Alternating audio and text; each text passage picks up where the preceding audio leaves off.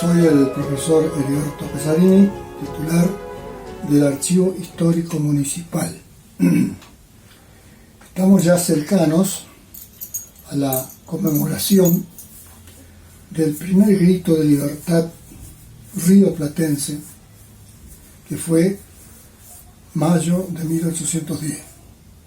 Lógicamente que en ese entonces ya habían habido otros sobresaltos, digamos, que cuestionaban la autoridad de España.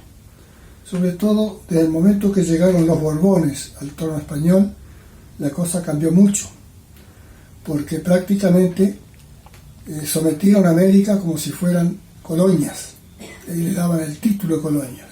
En cambio, los Austrias que tuvieron antes, todas las tierras americanas eran reinos, que es distinto. Eran parte de la corona, parte del reino. Entonces, aparte digamos así, la actividad de los funcionarios españoles sobre todo, que venían acá con prepotencia y llenos de poderes, a veces se pasaban de la medida porque España no autorizaba esos poderes extras, pero como estaban muy lejos y nadie los podía controlar, y eso en cierta manera fue hastiando a los americanos y sobre todo a una nueva generación importantes de hijos de la tierra, o sea, criollos, ¿no? Incluso muchos ya ilustrados, si se quiere, porque no olvidemos que acá en el Río de la Plata, por ejemplo, ya había estas dos universidades, la de Córdoba y la de Chuquisaca. Claro, y salió una clase preparada, abogados, etcétera, que empezó a mirar la situación política, que tomó ese momento que se vivía, ya la decadencia de España ya era irremediable, el hecho de la ocupación por parte de Napoleón, etcétera, etcétera, y bueno, eso hizo de buscar, o mejor dicho, apareció el momento oportuno, se dio el momento oportuno. Y por eso ocurre ese movimiento de mayo. Lógicamente que tuvo su preparación, ¿cierto? Hubo un grupo de patriotas que se movieron, que hubo una cierta tenacidad en cuanto a no conceder pedidos por parte del virrey Cisneros, pero poco a poco fueron limando esa situación, y es así que por fin logran el primer paso, que fue el Cabildo Abierto el 22 de mayo. Y ahí sí, para invitar no a lo que la corona quería, o mejor dicho el virrey quería, sino una lista que fue consensuada por aquellos dirigentes patriotas. De esa manera se hace el Cabildo Abierto, y allí la voz cantante y sonante, la de Castelli, que habla de aquello de que si el poder del rey había terminado, porque estaba en manos de Napoleón, el pueblo o el poder recaía en el pueblo. Entonces cuenta, debían darse su autoridad, debían desaparecer las autoridades nombradas por el rey, entre ellos precisamente la de Cisneros, que era el virrey, o sea, el otro rey. Bueno, es así que esa situación del 22 es importante. Digamos, la doctrina popular, si vamos al caso, el poder viene de Dios al pueblo y el pueblo es el que lo confiere.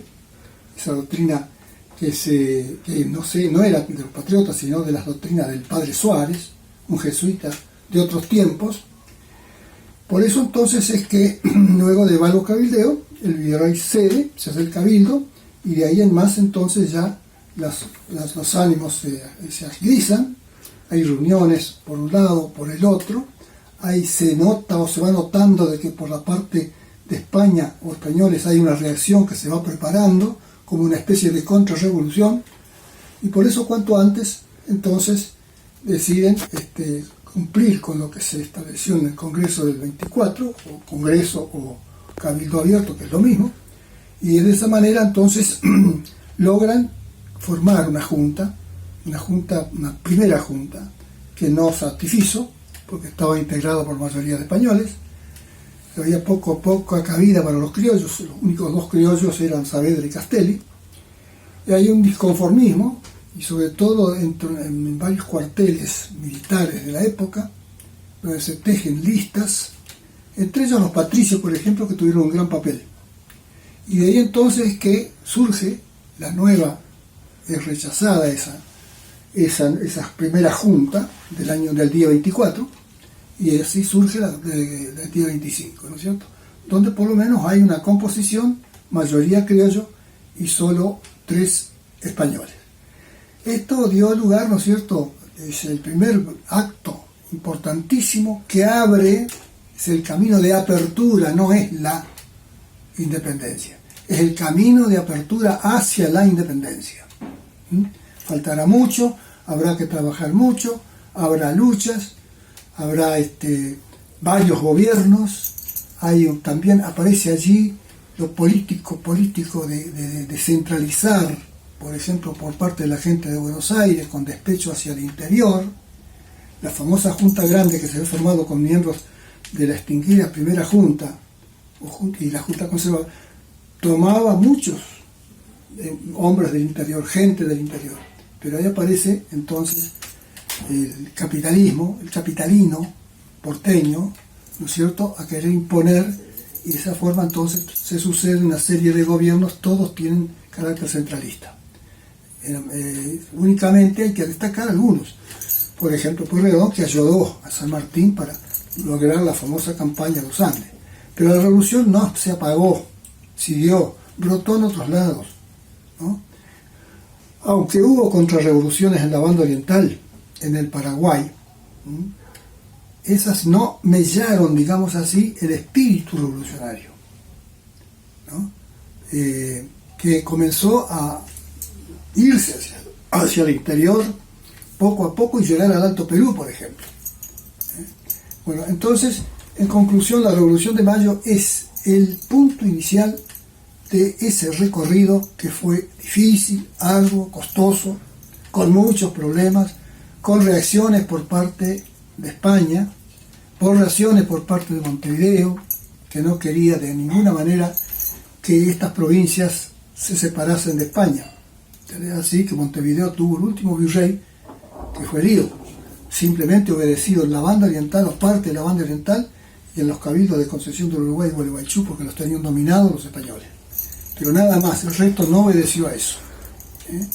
Entonces hay importancia porque hay un cambio sustancial de la política, ¿no es cierto? Aunque tenga sus entreveros la política como la tiene hoy, que se disputan a veces acaloradamente y inútilmente en muchos casos, no van al grano, no van a lo concreto. En aquellos tiempos ocurría algo más o menos similar, pero en menor escala. Pero no obstante todo eso, la revolución triunfó.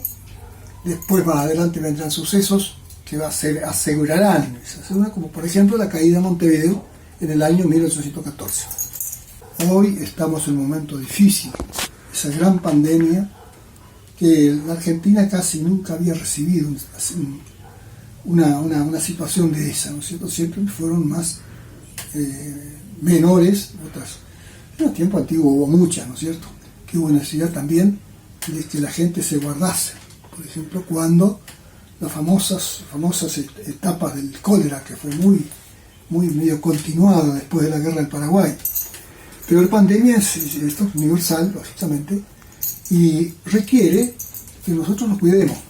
Por eso lamentablemente no podemos celebrar el 25 de mayo, la Revolución de Mayo, en la plaza con todo el programa que se hace año a año. Pero yo creo que podemos celebrarlo en nuestra casa. Fundamentalmente los padres, las madres, sería importante que hablen con los hijos sobre esto. Quizás los hijos más adelantados sepan más que los padres. Bueno, al revés, que los hijos enseñan a los padres qué fue la Revolución de Mayo. Pero buscar un sitio, digamos, de hablar exclusivamente de esto. Y de ahí recalcarle entonces el valor de la patria, lo que vale la patria y lo que hay que luchar por la patria. Hoy día, y recalcar el trabajo que hacen esos beneméritos médicos, enfermeros y otras actividades esenciales por nosotros para salvarnos de esta pandemia. Que eso también es hacer patria.